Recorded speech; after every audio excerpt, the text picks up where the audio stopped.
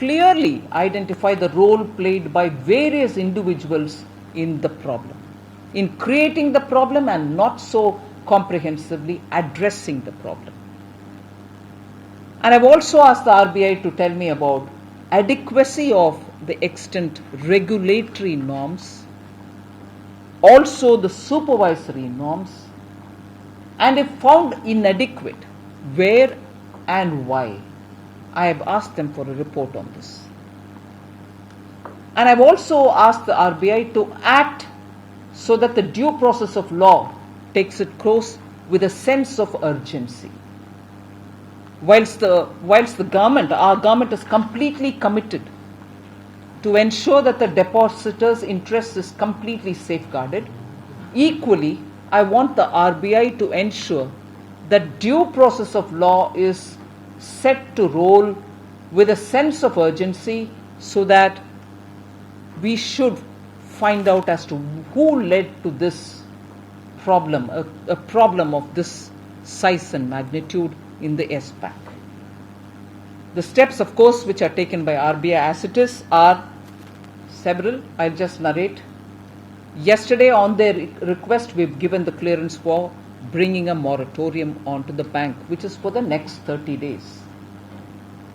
The withdrawal limit has been capped. Supersession of the management, meaning the bank's board.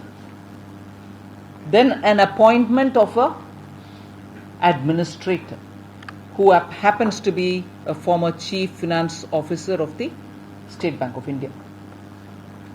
And then, even as we speak, they have put in a scheme for restructuring the bank. Already the RBI's website should be having it, and that scheme will be effected within the period of the moratorium, which means within 30 days, we expect that scheme to fully come into play so that depositors are not troubled for too long. As it is, I understand they are putting through a rigorous pain when a moratorium comes into play, but RBI has assured me that the restructuring plan, which is up now in RBI's website, will come into play within the moratorium period, within 30 days that is, so that customers are not, or depositors are not going to be troubled.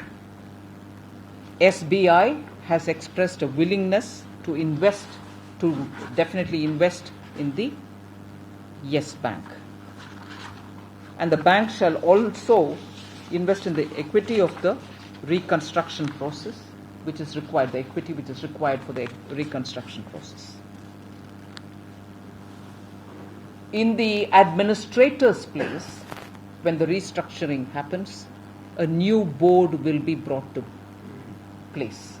So the administrator does his job and he exits, and then a complete new board will be put in place.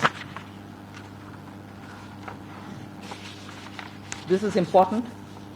Deposits and liabilities will continue unaffected as before. I know there is this temporary capping, but we shall continue every deposit and the liability unaffected, which means it will be honored.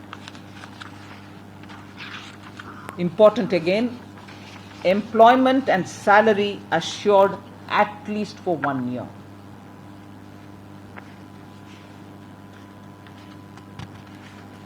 I've just given you some of the highlights of the scheme which the RBI has put up in its website. You're welcome to have a look at it. But if you very clearly look at the Yes Bank's problems, I would like to recollect the steps that I've been talking about. The bank was monitored very closely from 2017. The MD and CEO have been forced to leave as of September 18. RBI has appointed one of its former deputy governors onto the board of Yes.